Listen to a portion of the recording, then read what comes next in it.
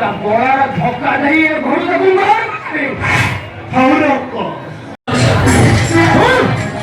ବଡ ଭାଇ ଯାହା କରିଛନ୍ତି ଆରେ ଶୁଣିଲେ ତ ପାଦ ତଳୁ ମାଟି ଖସିଯିବ।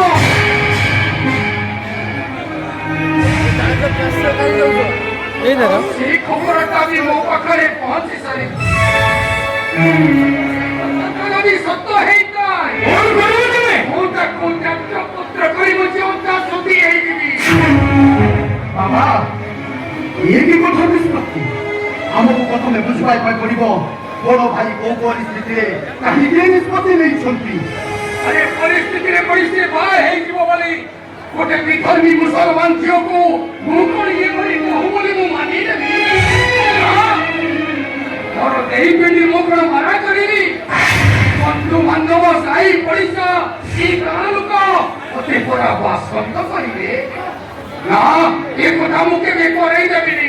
ବାସନ୍ଦ କରିବେ କହିବ ଏ ବଜାର ଘାଟରେ ଆଲୋଚନା ଆରମ୍ଭ ହେଇଗଲାଣି।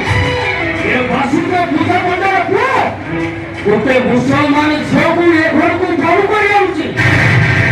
ଆରେ ଶୁଣ ବାବା ସେ ମୁସଲମାନ ଝିଅ ଯଦି ଏ ଘରେ ରୁହେ ତାହେଲେ ମୁଁ ବାଧ୍ୟ ହୋଇ ତମ ଠାରୁ ଭିନ୍ନ ହେଇଯିବି। ଭାଇ ଏ ପରିସ୍ଥିତିରେ ପରି ସମାଧାନର ଉପାୟ ଚିନ୍ତା ନ କରି ଜହନ ପାନିଆରେ ଘିଅ ଢାଲୁଛ। ଆରେ ଯେତେ ଚାହିଁଲେ ବି ଆମ ବଡ ଭାଇ ବଡ ଭାଇ ବୋଲି ତୁମ କାମ ବଢିଗଲା। ସେ ମୁସଲମାନ ଛୁଆ ଘରେ ବହୁ ହେଇ ରହିବ ଏ କଥାରେ ମୁଁ କେବେ ଏକମତ ନୁହଁ।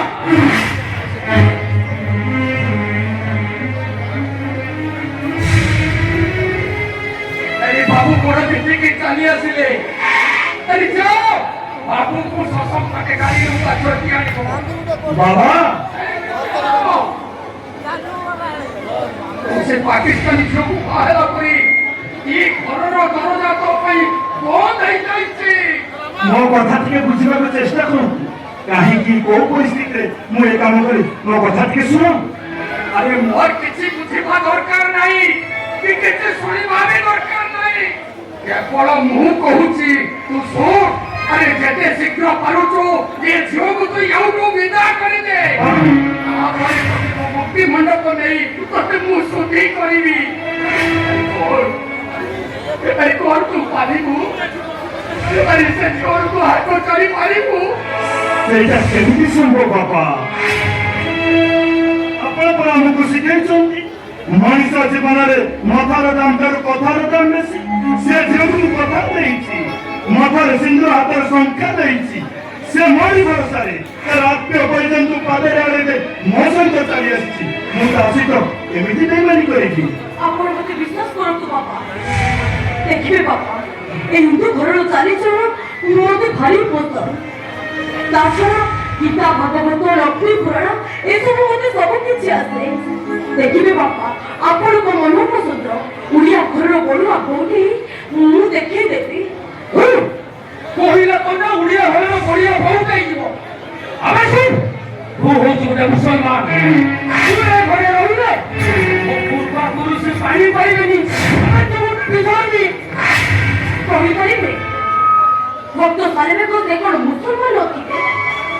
କାହିଁକି ତାଙ୍କ ଡାକରେ ନବୀଙ୍କ ଆଗଟା ଅଟକି ଯାଇଛି। ହଁ ଆଉ ଠିକ କଥା କହୁଛନ୍ତି। ଇଏ ଜାତି ଧର୍ମ ପରାଜୟରୁ ଆମେ ତିଆରି କରୁଛୁ।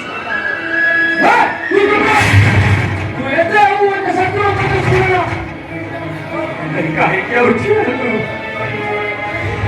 ମୁସଲମାନ ଝିଅଟାକୁ ନେଇ ଯେତେ ଶୀଘ୍ର ପାରୁଛୁ ଚାଲିଯା। ଆଉ ଶୁଣୁ ମୁସଲମାନ ପୂଜା ପଣ୍ଡା ଆଜି ଆଦିତ୍ୟରୁ କେବେ ଏ ଘରର ଘରୁ ଚାଲିବା ପାଇଁ କେବେ ବି ଚେଷ୍ଟା କରିବନି।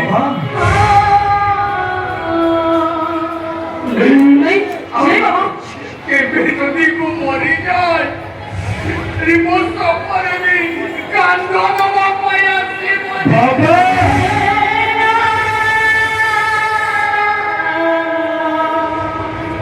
ଆପଣ ସେମିତି କହୁଥିଲେ ବାବା ମୋ ପାଇଁ ଆପଣ ତାକୁ ଏତେ ବଡ ଶାସ୍ତି ଦିଅନ୍ତି।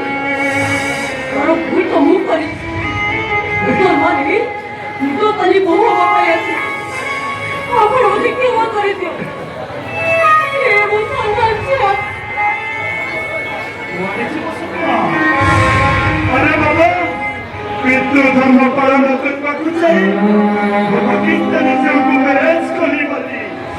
ମୋ ବାବା ଗୋଟେ ଚିହ୍ନନ୍ତା ମାରିଦେବେ ମୁଁ ହାତରେ ଶଙ୍ଖା ସିନ୍ଦୁର ଦେଇ ସାରିଲା ପରେ ମୁଁ ମୋ ସ୍ୱାମୀ ଧର୍ମ ଭୁଲିଯିବି କେମିତି? ବାବା ତମେ ବଡ଼ ଭାଇକୁ କ୍ଷମା କରିଦିଅ ଭାଉଜଙ୍କୁ ନେଇ ମୁକ୍ତି ମଣ୍ଡପରେ ମୁସଲିମରୁ ହିନ୍ଦୁ ସଜେଇଦବା ଆଉ ମୋ ମନ କହୁଛି ସିଏ ଘରର ବୋହୂ ହବା ପାଇଁ ଉପଯୁକ୍ତ। ଗୋଟିଏ ବାଇଆ ଚାପଡ଼ ମାରିବି ଗିରିଗିରି ହେଇ ଏ ତଳେ ପଡୁ ଅଧିକ ମାନିସ୍କାର ଦେଖାଉଛୁ ତା ସ୍ତ୍ରୀକୁ ନେଇ ଏ ଘର ଛାଡ଼ି ଚାଲିଯାଉ ଆଉ ଯଦି ନ ଯାଏ ତା ଗଳାର ଧକ୍କା ଦେଇ ଏ ଘରୁ ତାକୁ ବାହାର କରିବେ। ହଉରେ ଅପ ମତେ ଗଳା ଧକ୍କା ଦେଇ ବାହାର କରିବା ମୁଁ ଚାଲିଯିବି ଶର୍ମା ଚାଲିଯିବା ଆଜି ଠାରୁ ୟା ପୂଜା ପଣ୍ଡା ପରିବାର ପାଇଁ ତୁ ମରିଗଲୁ।